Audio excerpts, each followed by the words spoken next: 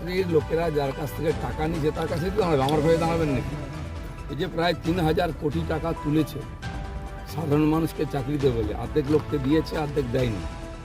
যারা পায়নি তাদের টাকা গেছে, যারা পেয়েছে তাদের টাকাও গেল, চাকরিও গেল, বাপের জমি বিক্রি করে বাকি টাকা দিতে হবে। আমার বক্তব্য, Mamata Banerjee high court supreme court দেখাচ্ছেন, কারণ তাদেরকে বলতে হবে যে আমি তোমার জন্য করছি, টাকা হজম হয়ে গেছে।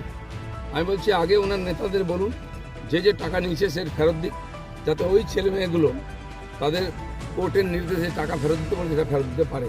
সুদ সমেত 12% এরা দেয়, ওখান থেকেও 12%, 12 লাখ টাকা দিয়েছে, তার সঙ্গে 12% সুদ দিয়ে যেন টিএমসির নেতারা ফেরত দেয়। আর না হলে আমি বলবো ওই যারা টিচাররা চাকরি কাজে আসুন, আমরা গিয়ে টিএমসি নেতাদের বাড়ির সামনে নামবো, আপনারা ঢুকে কলার ধরে দেবেন, তখন কার বিচার হলো? কোর্টের জাজমেন্ট ওনার পক্ষে গেলে উনি কোর্ট মানবেন, পক্ষে না গেলে কোর্ট মানবেন না। সেরকম নির্বাচন কমিশন যদি ওনাকে জিতিয়ে দেয়, নির্বাচন কমিশন ঠিক আছে, নাহলে ভুল আছে। সিবিআই, ইডি, এনআইএ সব কেন্দ্রের হয়ে যাচ্ছে। যখন ওনার লোকেরা চুরি করছে, খুন করছে, ডাকাতি করছে, তার বিরুদ্ধে ব্যবস্থা নেন সবাই বিরুদ্ধে। মমতা ব্যানার্জি সবাইকে বোকা পেয়েছেন নাকি? সব জবাব পেয়ে যাবেন। বিজেপি